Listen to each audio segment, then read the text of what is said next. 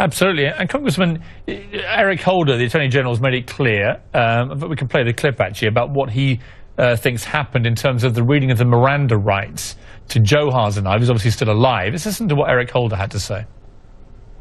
The decision to Mirandize him was one that the magistrate made, and that was totally consistent with the laws that we have.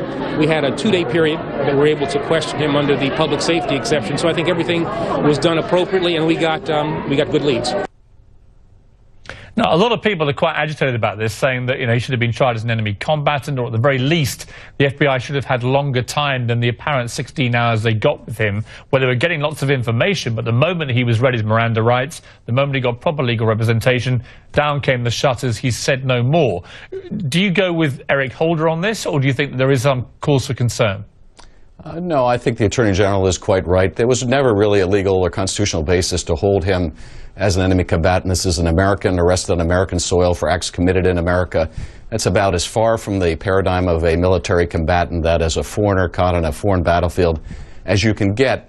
I think there are two things involved with Miranda here. One is, when does law enforcement, how long is that public safety exception before law enforcement has to advise a suspect of the rights?